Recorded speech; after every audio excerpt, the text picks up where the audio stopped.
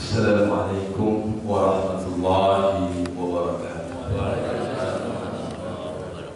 Alhamdulillah, alhamdulillahilladzi asra 'abdahu summa ila as-samaa'i a'rajahu. Wassalatu wassalamu ala nabiyyina Muhammadin wa ala alihi wa sahbihi wa mawala. Qala rabbi shrah li sadri wa yassir li amri wahlul 'uqdatam min lisani yafqahu qawli. Ya Rabbi bil Mustafa balligh maqasidana waghfir lana ma madha ya wasi'al karami. Ya Rabbi bil Mustafa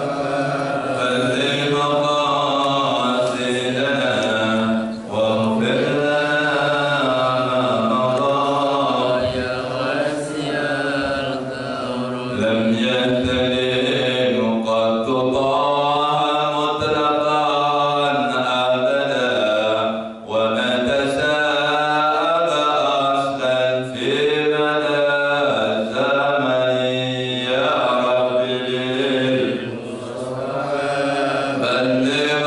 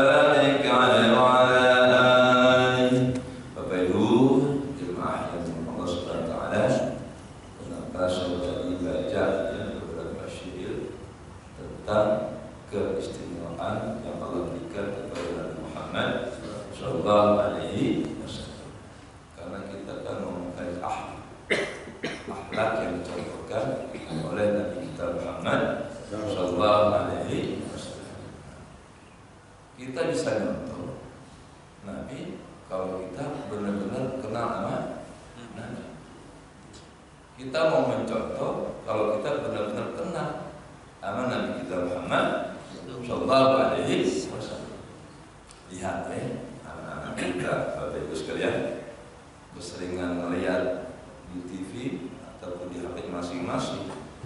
Ya. Dia lebih kenal Halilintar. Ya Bu, pantas itu. Ya Allah, yang sampai dapat 1 10 juta follower. Anak-anak Bapak Ibu lebih kenal sama Halilintar daripada kenal dengan Nabi Muhammad Sallallahu Alaihi Wasallam. Anak-anak kalau sudah kenal Bu, langsung datang rasa cinta. Akhirnya apapun yang ditampilkan oleh Halilintar diikuti. Gaya ngomongnya, gaya rambutnya, gaya makannya apa. Jadi sinilah Bapak Ibu sekalian perlu kita menyampaikan kepada anak-anak kita, ya, akhlak Nabi kita Muhammad Sallallahu Alaihi. Kita perkenalkan Nabi Muhammad itu begitu istimewa. Salah satunya di antara tadi yang kita baca, ya, lam yahtalim qatutaha mutlaqan abada. Nabi kita itu Pak nggak pernah mimpi basah selama hidupnya. Kalau bapak-bapak sama Pak nggak pernah mimpi. Coba bapak-bapak yang nggak pernah mimpi basah maju. Bisa doang yang maju. Hah? Bisa doang. Oh, saya pun jujur pernah. Bapak-bapak nggak ada yang mau maju kan? Itu Pak Helmi nggak mau. Jadi kalau manusia biasa kita Pak dikit-dikit mimpi. Untungnya Pak mimpinya enak, alhamdulillah, mimpi aja enak, subhanallah, alhamdulillah. Nah, Nabi kan pernah bahasa. Kemudian wa ma tasa'aba aslan. Nabi kita itu Pak nggak pernah angop sekalipun. Kalau kita, Wah, sering. angop. Dikit-dikit. Baru tutup lagi kan. Kemudian ya min haddawa pada tahram. Kalau Nabi itu Pak dicintai oleh semua binatang. Kalau Nabi lewat Pak, binatang pada mengucapkan salam.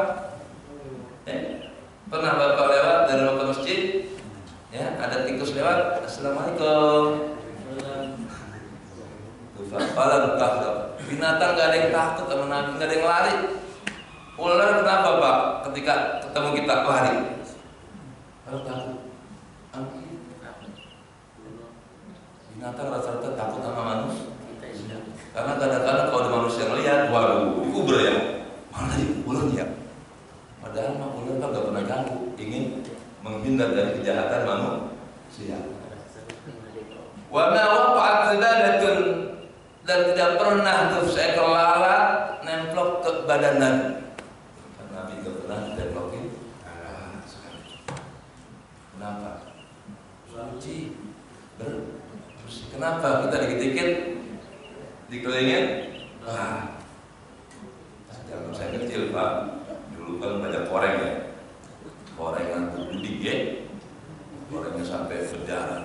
Itu Pak kalau nggak ditutup, kalau nemplok banyak kadang-kadang.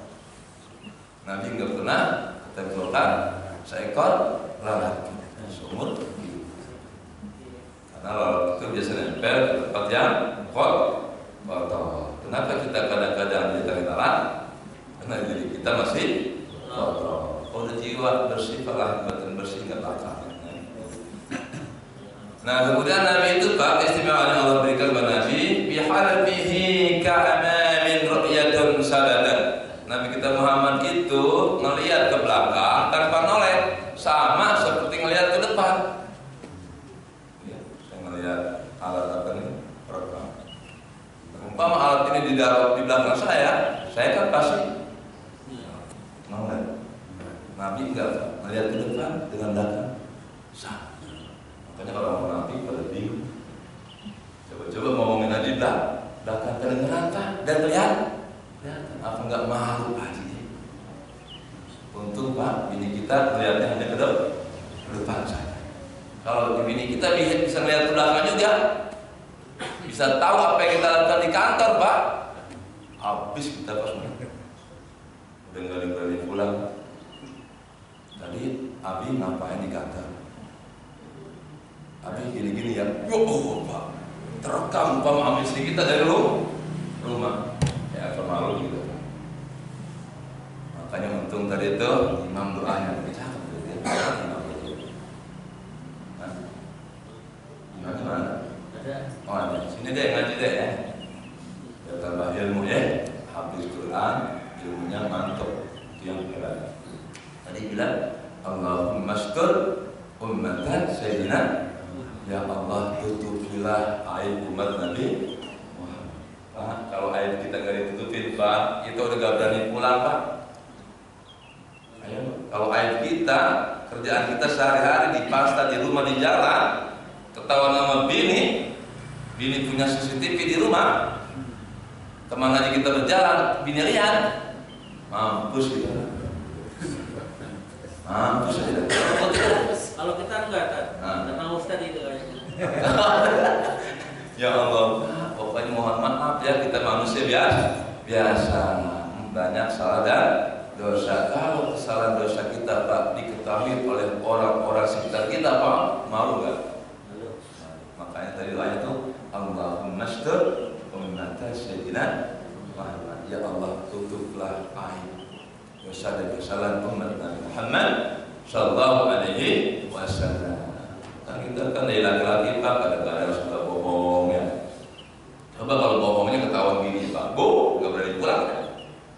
Coba kalau bohong kita ketahuan sama jamaah, untungnya aib kita ditutup oleh Allah Subhanahu. Kita nggak boleh sombong. Wah, Ustaz tuh suci banget. Nggak bisa. Sucinya karena ditutupin sama Allah. Kalau dibuka sama Pak, ya Allah, apalagi isi hatinya. Pak, kalau isi hati kita dibuka oleh Allah, niat jahat kita, hasud kita, dengki kita diungkap di hadapan orang lain, nggak bisa hidup kita Pak, nyesek semuanya hidup ya. Contohnya Allah Maha Kasih sayang, aib dosa kita ditutup oleh Allah Subhanahu. Makanya mari kita berakhlak seperti akhlak Allah. Akhlaqu yahlaqillah. Akhlak dengan akhlak Allah Subhanahu. Allah suka menutupi aib hambanya, kita pun mari sering-sering menutupi aib saudara kita masing-masing. Kalau nggak kepengen aib kita dibuka. Makanya Nabi ya, ketika ya seorang muslim atau muslimah berbuat dosa, datang kepada Nabi, udah, nggak usah cerita tentang aibmu. Seorang alim itu kalau ada warga ceritanya, Pak Kiai ini sudah begini, udah jangan cerita. Kalau cerita lebih ngomong. Kalau minta nasihat tentang saya, tapi kalau cerita aib sendiri, pulang. Kadang-kadang kali itu ya, ada warga cerita ke RT atau ke RW, RT lagi. Udah, Pak, kalau ini cerita yang jelek-jelek, jangan lagi. Jangan buka aib lu, jangan. Karena bisa jadi gua kagak kuat untuk nggak ngomongin aib. Jadi nanti kalau ada teman dari mana-mana datang Pak, atau dia ngeluh menceritakan aib dirinya, jangan lu terusin cerita aib lu, karena gua takut gua nanti ceritain aib lu kepada orang lain. Dosaannya banyakkan gua dosanya ceritain aib lu daripada hanya lu ceritain ke gua. Karena kalau lu ceritain gua hanya seorang yang tahu. Tapi kalau saya nanti keliling komplek, jadi baik. Nah, jadi kita sumbat dari apanya? Hulu apa? Dari awalnya. Ketika orang udah mau aib, selain keaiban, stop. Karena kalau dia langsung ngetain aibnya, kita kadang ngeri. Nah, itu namanya pesan berantai. Nanti kita nggak sanggup kemalahan untuk tidak ceritain Pak. Walaupun kalau enggak, jangan bilang siapa-siapa. Suami bilang istrinya, "Mak, tadi ada cerita gini gitu, sangat malu. Tapi tolong jangan ceritain ke orang lain." Bini kita datang pengajian, ya, ketemu temannya, ngobrol sambil nungguin guru. Bu, tadi ada cerita gini, tapi tolong ya, jangan bilang orang lain. Ya, begitu semuanya. Ya, nyambung bilang ya. Nah, Nabi itu Pak bisa melihat dari belakang ke belakang dan ke depan ke samping manapun sama. Itulah keistimewaan yang Allah berikan kepada Nabi kita Muhammad sallallahu alaihi wasallam. Kemudian wala yura asqalin minhu fi 'alam. Nabi itu enggak pernah kelihatan bekas pipisnya maupun bekas BAB, dan tidak pernah tercium baunya. Kalau kita setiap BAB, ya Allah, bau promosi, bila kemudian Nabi itu qalbuhu lam yanam wal ainu qad na'asat. Nabi itu hatinya enggak pernah tidur, walaupun matanya mungkin kadang-kadang ngantuk. Coba saya, Nabi hatinya kagak pernah tidur, berarti tidak pernah lepas zikrullah. Kalau kita, kalau tidur matanya udah semuanya kayak bau udah sudah seperti orang mati kan. Makanya ketika doanya alhamdulillahilladzi ahyana ba'da ma amatana wa ilaihi nusyur. Karena kita udah mati Pak ketika tidur. Nabi itu enggak pernah tidur hatinya Pak. Terus zikrullah. Wala yara dhillahu fi syamsi dhu qatani. Dan bayangan Nabi itu Pak enggak pernah terlihat walaupun di tengah matahari yang terik. Kalau kita enggak ada matahari aja nih, udah ada bayangan itu. Ya. Coba lihat bayangan ada kan? Bayangan diri. Ya masing-masing ya. Padahal hanya lampu berapa watt. Nabi Pak walaupun matahari atasnya terang benderang, itu bayangan enggak ada. Subhanallah. Kenapa? Cahaya Nabi lebih terang dari cahaya matahari. Karena kenapa bayangan kita ada? Karena cahaya kita kalah dengan cahaya lampu. Dengan cahaya lampu 5 watt aja kita udah kalah. Ada bayangan. Orang kalau suci itu Pak tidak ada bayangan. Ya Allah, itulah Nabi kita Muhammad sallallahu alaihi wasallam. Kemudian katahu idza jalasu qauman. Nabi itu pundaknya Pak, kalau kedatangan tamu dari negeri apapun, dari negeri Persia, Romawi yang tinggi-tinggi badannya gede-gede, itu ketika duduk sama Nabi, Nabi senantiasa di atas. Enggak ada Nabi di bawah. Paling tinggi. Kuluknya. Ada lebih tinggi lagi, Nabi tinggi lagi. Nah, itulah ya Allah berikan kepada Nabi Muhammad. Nabi adalah manusia yang paling mulia, enggak boleh disaingi oleh manusia yang lain. Muhammadun basyarun wa laysa kal bashari. Nabi itu manusia tapi bukan manusia biasa. Manusia luar biasa. Kalau kita biasa biasa. Nabi Muhammad luar biasa. Kalau kita biasa baru yaqutatun bainal hajar. Nabi itu ya permata di antara batu-batu biasa. Jadi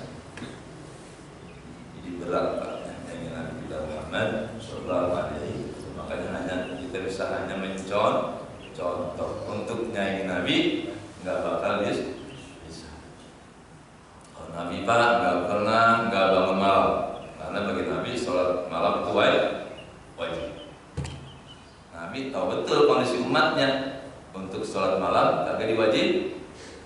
Sampai sholat tarawih pun sholat di bulan malam Ramadan, Nabi itu ya enggak setiap malam ke masjidnya. Ya, 3 malam di masjid, banyak sahabat yang ngikutin di belakangnya. Malam keempatnya Nabi kagak ke masjid. Biasa ditanya, Rasul kenapa semalam enggak datang? Aku takut, khasyitu ayyutabad alaikum. Aku takut sholat yang mulai di bulan Ramadan diwajibkan oleh Allah Subhanahu. Kalau sampai diwajibkan, kalian kagak waktu itu yang mulai di bulan Ramadan. Artinya apabila ada saudara kita enggak sholat taraweh, jangan dicaci maki, jangan usah, karena itu hukumnya sunnah. Kadang-kadang, ya lu enggak taraweh, lu orang kan bukan, enggak usah begitu Pak ya. Enggak sholat taraweh itu hukumnya kagak dosa. Enggak sholat tahajud juga kagak dosa. Bahkan Nabi ya untuk dalam rangka sayang sama umatnya nih, di akhir zaman. Yang penting kamu mampu sholat berjamaah subuh 2 rakaat, itu sama dengan qiyamul lail untuk umatnya ya. Kalau hanya maghrib sama isya itu nisful lail, setengah malam. Tapi kalau mampu sholat subuh berjamaah itu dianggap bangun semua saking saya dan Nabi umat Nabi Muhammad sallallahu alaihi wasallam. Fahfad ya, hadis hasaj tolong hafalkan, kasih tahu kepada keluarga kita, anak kita, keistimewaan Nabi kita Muhammad sallallahu. Fahfadha, kalau bisa hafalkan. Takun aminah, kamu akan aman min syarri narin, dari kejahatan api. Insyaallah rumahnya tidak akan kebakaran. Kayak saya masalah saya apain ini ya. Bet ini lam yahtalim al-qadha al-mutlaqan abada wa ma tasaba asan fi madad zamani minhu ad-dawa falam tahrak wa ma waqa'a balatun abadan fi jismihi al-hasani bihalfihi kama min ru'yatun sabata wa la yura asna ghalib علني فهو قلبه لم ينم والعين قد نعست ولا يرى ظله في الشمس ذو باطن كفه قد علت قوما إذا جلسوا عند الولادة سجد بمحتتن. Yang terakhir sujud بمحتتن عند الولادة, ketika lahir Nabi sudah dalam keadaan dihitan. Tolong kasih tahu kepada anak-anak kita itu sifat-sifat Nabi Muhammad sallallahu alaihi wasallam, sehingga anak-anak kita ya Allah, Nabi hebat amat jemaah. Pak itu bangga dengan Nabi. Saya yakin anak-anak cucu Bapak kalau ditanya nggak tahu.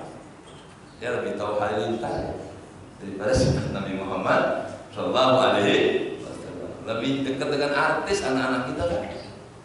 Jarang banget di HP baca keistimewaan yang Allah berikan kepada Nabi Muhammad. Satu,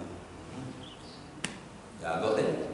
Jangan-jangan anak-anak kita sendiri kadang-kadang. Nah, itulah kelemahan kita ya. Mudah-mudahan Allah amin ya rabbal alamin. Baiklah teman sekalian ya, karena kita sudah masuk bulan Rajab ya, tanggal berapa sekarang ya? Tanggal 3 ya. Saya akan bacakan sebuah bab yang cukup baik di sini. Bab asrar as-salawatil maktubat wa bayan kayfiyat as-salat fardhu.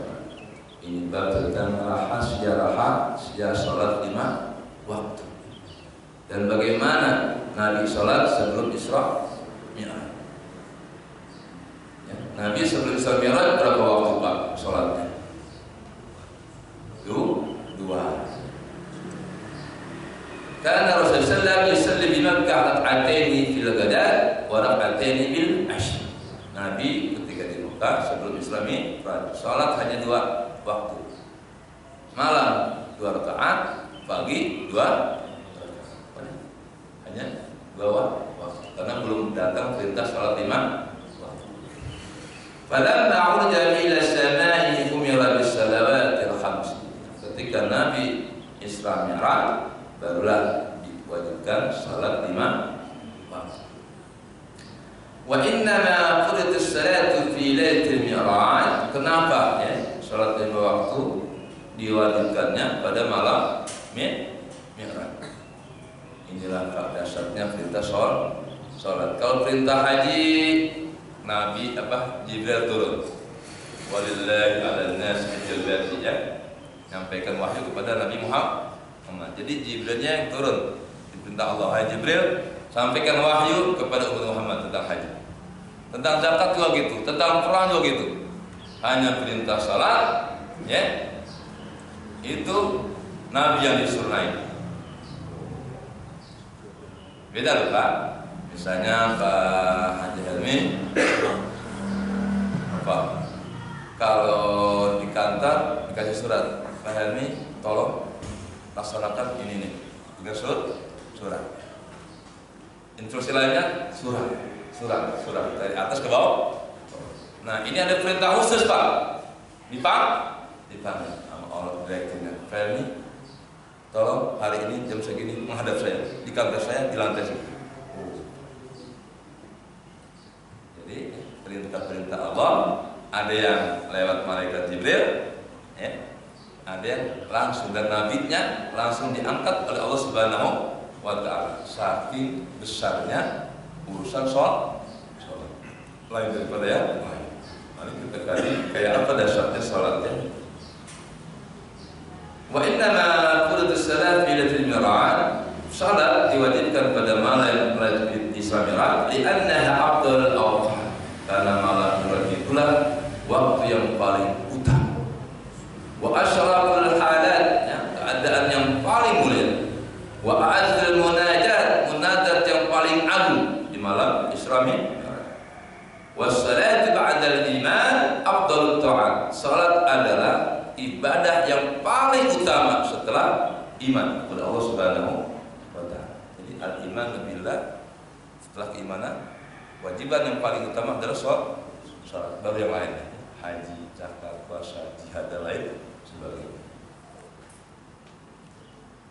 Wa fit ta'abbud ahsanul hay'at, dan dalam beribadah itu salat ya bentuk ya, rupa yang paling sempurna. Ada takbirnya, ada rukuknya, ada sujudnya. Haji enggak ada rukuk, enggak ada takbir, enggak ada sujud, enggak komplit.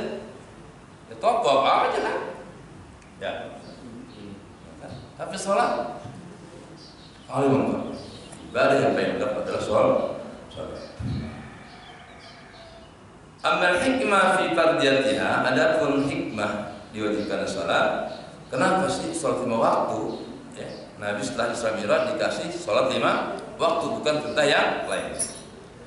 Lamma usriya ketika Nabi di Isra Mi'rajkan, syahada malakut as-samawati bi asliha. Nabi melihat semua malaikat. Ya Allah.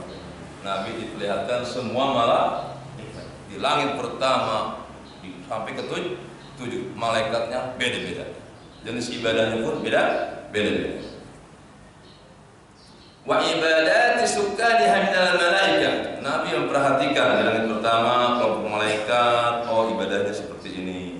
Dan yang kedua kelompok malaikat ibadahnya seperti ini. Fastaksara alaihi salatu wassalam, Nabi terus perhatikan. Ya Allah, indah banget ya di langit. Sujudnya bareng, rukunya bareng, takbirnya bareng. Tapi masih misa-misa. Kelompok malaikat ada yang takbir sambil berdiri, Allahu Akbar, bareng-bareng Pak, Allahu Akbar, diri aja, takbir sampai hari kiamat. Nabi lihat lagi malaikat yang lain, kelompok malaikat yang lain lagi ruku sambil bertasbih, subhana rabbiyal azim wa bihamdi, subhanallah walhamdulillah wa la ilaha illallah. Wah, enggak pernah bangun dari rukunya sampai hari kiamat. Wa minhum man huwa sajid. Ada sekelompok malaikat di langit sana, ada yang sujud selama-lamanya sampai hari kiamat. Ada yang istighfar terus, ada yang selawat terus, ada yang bertasbih terus, ada yang bertahlil, tahmid, macam-macam zikir. Faghabata fi dzalika. Nabi kepengen, ya Allah, coba dong macam-macam ibadah malaikat tadi buat aku dan umat. Tolong ya Allah berikan ibadah macam ibadah buat aku dan umatku seperti malaikat itu.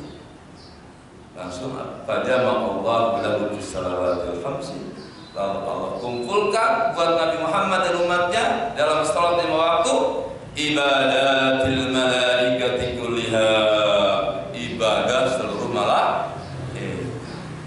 Jadi salat adalah apa? Rangkuman, ringkasan, kumpulan berbagai macam ibadah malaikat di langit.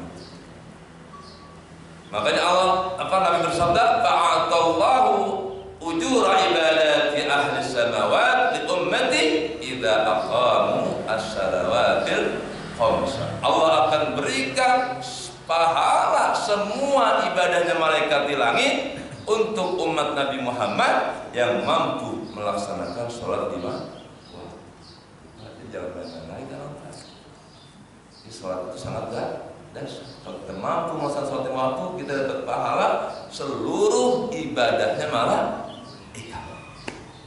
Malaikat ibadahnya sampai hari kiamat ya. takbir terus, nggak pernah berhenti sampai hari kiamat.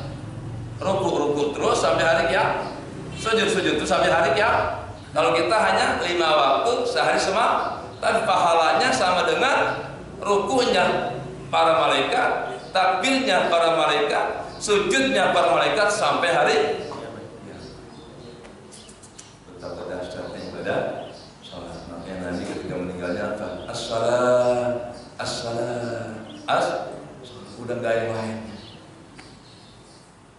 Makanya malu banget deh kalau umat Islam masih ada yang malas salat. Inilah perlunya ngaji. Soalnya kita baca. Kalau nggak baca nggak ngaji kan nggak dapat info ya. Salat aja. Ternyata asal-asalnya salat sangat dahsyat. Mudah-mudahan setelah mendengar keterangan ini ya, saya hanya membacakan Pak ya. Bukannya pinter bukan. Saya hanya baca lebih dulu.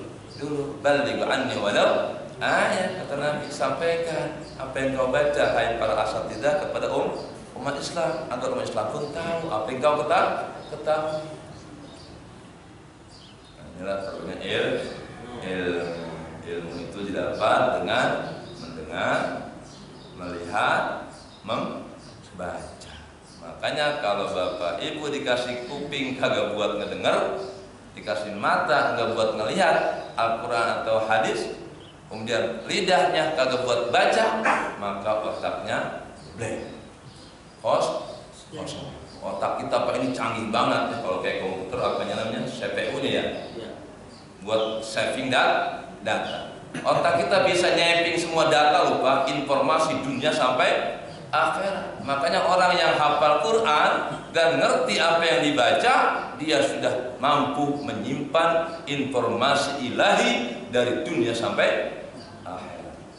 Jadi nggak usah bangga bapak tuh tahu informasi dunia, ya kecil masih. Quran informasi dunia akhirat.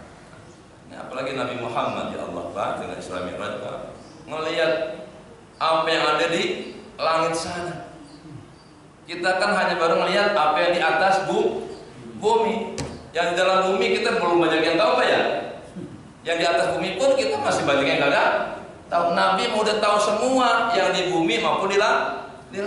Makanya Nabi ketika Mi'raj Pak itu naik ke langit pertama aja. Itu Pak langit dunia ke langit pertama, bumi ke langit pertama. Jaraknya berapa? Masyafatu khamsimi'ati am. Dari bumi ke langit itu kalau diukur zaman Nabi mengukurnya apa? Sejauh perjalanan 500 tahun Anda berjalan, itulah jarak bumi dengan langit pertama. Sekarang Bapak kalau Surabaya berapa hari Pak?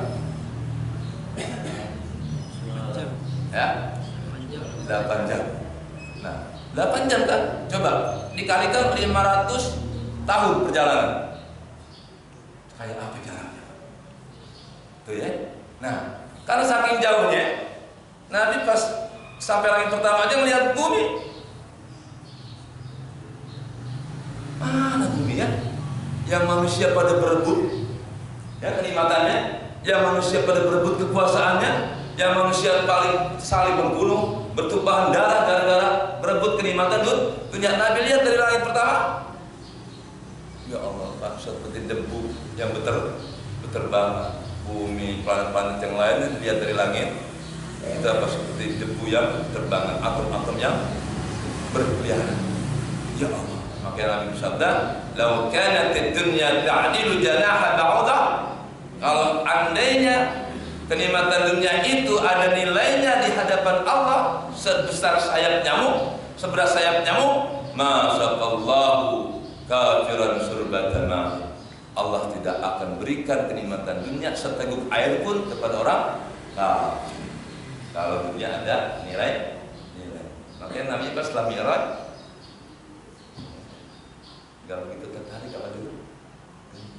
Karena coba dah Bapak naik langit ya, sampai ketemu malaikat, sampai ketemu bidadari, sampai ngeliat surga, sampai ngeliat neraka. Saya yakin pas pulang udah gak tertarik sama apa yang ada di bumi.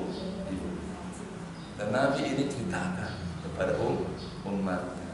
Nah, percaya apakah? Kagak. Itu Pak pertanyaannya. Ya, sampean mau percaya atau tidak? Benar Nabi turun dari langit pun cerita Abu Jahal, innaka lamajnun ya Muhammad, engkau udah gewok tuh ya. Tapi ketika cerita kepada Abu Bakar Siddiq, ya Muhammad, lebih dari itu ceritanya, aku percaya. Makanya disebut Abu Bakar As-Siddiq yang pertama kali membenarkan peristiwa Islam Nabi Muhammad Sallallahu Alaihi Wasallam. Pak, kan Islam ini Pak terlaksanakan, dilakukan oleh Nabi, ya Allah angkat Nabi ke langit setelah kematian istri tercinta Siti Khadijah dan pamannya Abu Talib. Yang menyokong dana dakwah sudah enggak ada. Yang berwibawa pamannya yang ditakuti karena Abu Jahal mau ganggu Nabi, enggak berani dulu ketika itu. Wah, ada pamannya, bahaya kita kalau menyakitin Muhammad. Mamangnya marah, bahaya. Ini mama udah gak ada, istri tercinta yang penyokong dana sudah tidak ada. Ya Allah, Nabi dalam kebingungan dan kesedihan. Maka dikasihlah Isra Mi'raj sebagai hiburan buat Nabi kita Muhammad Sallallahu Alaihi Wasallam. Itulah pentingnya kita rekreasi, tadabbur alam, jangan di rumah melulu. Itu hikmahnya ya. Sebulan sekali jalan Pak, ajak istri ya, nggak bisa nyopir, panggil sopir, bayar tuh sopir seharian nyopir 1 juta, mau nggak? Mau. Ajak kemana aja, terutama ke puncak makan yang enak. Tapi tolong jangan hanya urusan perut, berziarahlah ke Makkah para wali-wali Allah Subhanahu wa Ta'ala biar kamu ingat kematian. Ini mah kadang-kadang minggu ke puncak mau macet lagi. Ya sampai sholat tutup, ya maghrib pulang lah lagi, kagak ada nilai. Silaturahim lah ke orang alim, gitu loh Pak. Jadi perjalanan kita bermanfaat. Umroh lah kalau bisa setiap bulan, cakep banget ya. Setiap bulan walaupun sekarang dibatasi Pak ya, umroh kagak bisa setiap bulan, bisa tapi kena cas berapa juta. Jadi jemaah sekalian ya, kalau kita ikut Rasulullah, kenapa Rasul nggak mau berbuat dosa sedikit pun? Maksud dosa kecil aja kagak? Ya karena Nabi udah melihat neraka. Ketika berbuat dosa, tahu siksaannya sentuhan api neraka, takut benar. Bapak juga nih, ibu, kalau setiap berbuat dosa langsung disiksa, nggak ada yang berani. Kalau pahala sholat subuh ini langsung diberikan sekarang Pak, warga komplek apa? Bangun desa, bangun semua nih Pak. Ya, kalau pahala sholat subuh dizahir, khairun minad dunya wa ma fiha, lebih baik daripada dunia beserta isi. Bagus semua Pak, jalankan hadiahnya dunia beserta isinya. Coba aja dah DKM masjid nih. Bapak-bapak ibu yang mampu sholat subuh setiap hari saya kasih hadiah Mercy. Pak, saya yakin dari Surabaya udah ada kemarin. Kalau dapat Mercy itu baru Mercy Pak. Jadi jemaah sekalian, kenapa Nabi nggak mau berbuat dosa? Nabi udah melihat neraka. Nabi sudah melihat surga. Udah gak tertarik lagi dengan uang yang banyak di dunia, bangunan mewah, kecil semua, sampai belum. Yang kabir di surga sana. Arduhas samawati wal ardh. Luas surga itu apa? Seluas langit dan bumi. Bumi dibandingkan langit Pak, itu seperti sebuah pasir. Langit, lautan, pasir. Langit dibandingkan dengan arsy Pak, itu langit seperti setitik pasir, arsy lautan pasir. Makanya kenikmatan dunia dibandingkan dengan kenikmatan surga nggak ada apa-apanya. Kenapa kita masih berebut dunia? Karena kita belum tahu yang lebih hebat dari itu.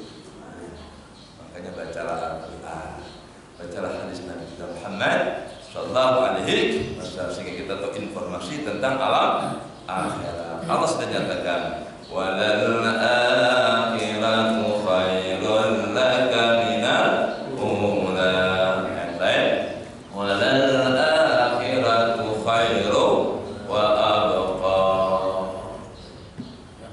Makanya Allah perintahkan wabtaghi fima ataqallahu daral akhirah wa la tansa nasibaka minad dunya. Cari akhirat sebanyak-banyaknya. Dunia mah jangan lupa aja tuh gitu Ji ya. Jangan dibalik nih ayat, cari dunia sebanyak-banyaknya, jangan lupa akhirat. Dalam Al-Quran apa? Cari akhirat sebanyak-banyaknya, jangan lupa dunia mah hanya sekedar. Karena dunia itu apa?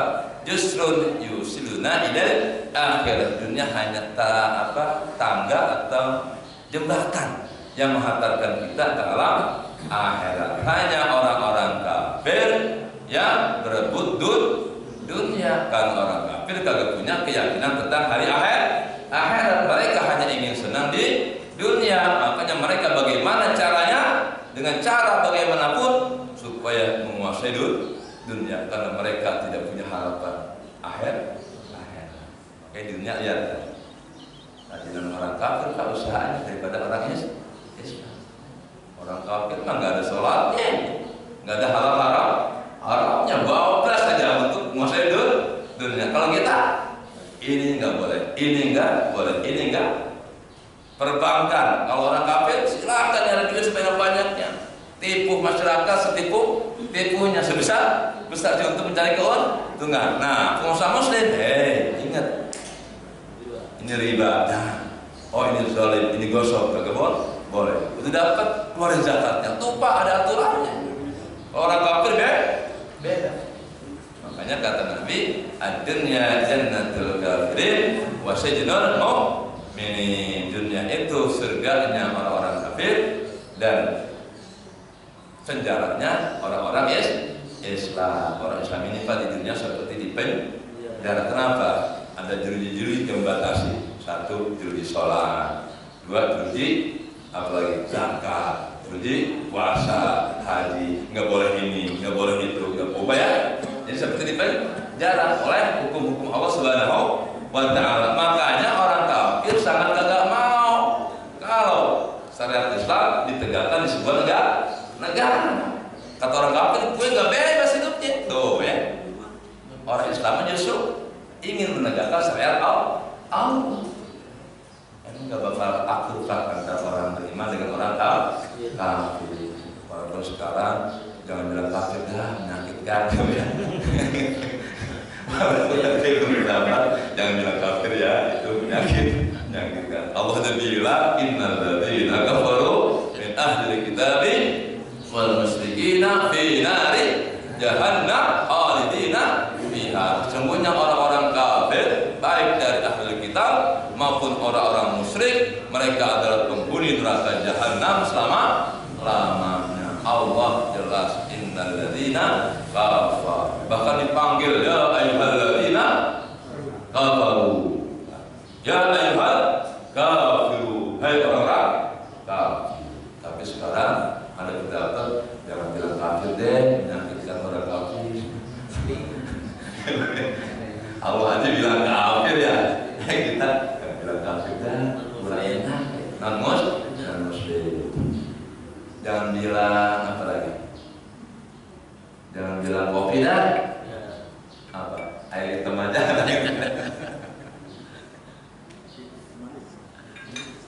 Jadi sekalian ya, hidup ya zaman ini Pak memang membingungkan.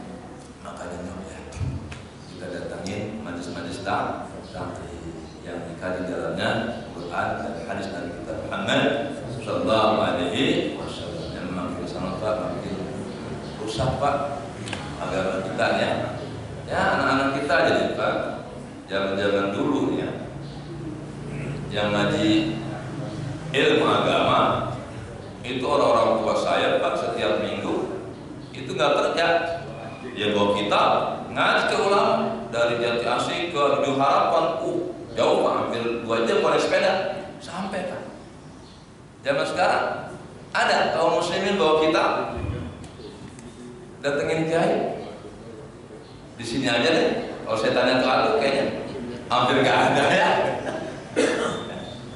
Intinya zaman sekarang mah pada KM-nya gratis, panggil ustaznya. Alhamdulillah, sama aja Pak ya, daripada antum di rumah aneh setiap minggu, ya, sama keluarga bersama kayaknya susah ya. Ya udah dikumpulkan di masjid sini saja, mudah-mudahan sama amin ya rabbal alamin. Demikian, assalamualaikum warahmatullahi wabarakatuh. Waalaikumsalam warahmatullahi wabarakatuh. Alhamdulillah jazakumullah pada kabar Hasan yang telah menyampaikan pada pagi hari ini ya, terkait dengan keistimewaan perintah sholat lima waktu. Alhamdulillah banyak hal yang kita dapatkan, tentunya semuanya untuk meningkatkan keimanan dan ketakwaan kita pada Allah Subhanahu wa Amin ya taala. Allah. Kita langsung saja pada sesi tanya jawab. Silakan Bapak dan Ibu. Ya kan? Ibu-ibu. Ada Ibu? Bapak ada? Cukup? Paham semua. Alhamdulillah. Iya. Ada?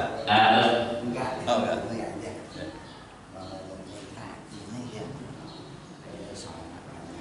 Oh gitu saya. Oh di kitab lain, di otak saya. Nanti saya kirimnya. Saya share ke Pak Hadi. Itu ada nomor HP.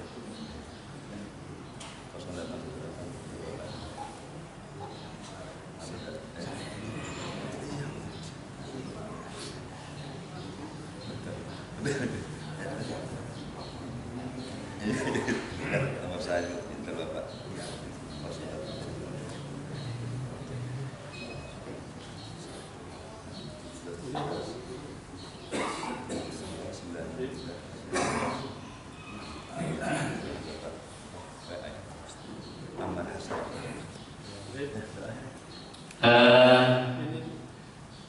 Oh pertanyaan. Ada.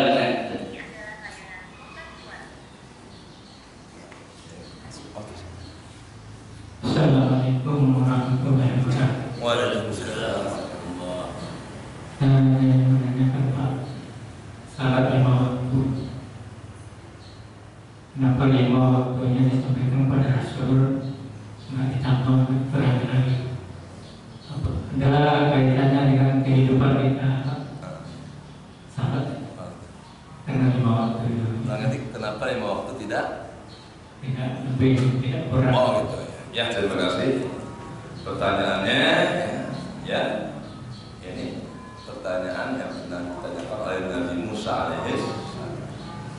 Awal perintah salat itu khamsuna 50 waktu. Pertama dapat Nabi perintah salat 50 waktu. Nabi mah nggak pernah nolak, turun aja. Ya Allah, salat harus sampaikan kepada umat hamba. Ketemu di langit keberapa? Ketemu Nabi Musa, Muhammad, kamu dapat apa dari Allah? Salat 50 waktu, hai Musa. Ya Allah Muhammad, jangan deh. Mohon keringanan, gak kuat. Anda sudah nyobain, tuh gitu ya.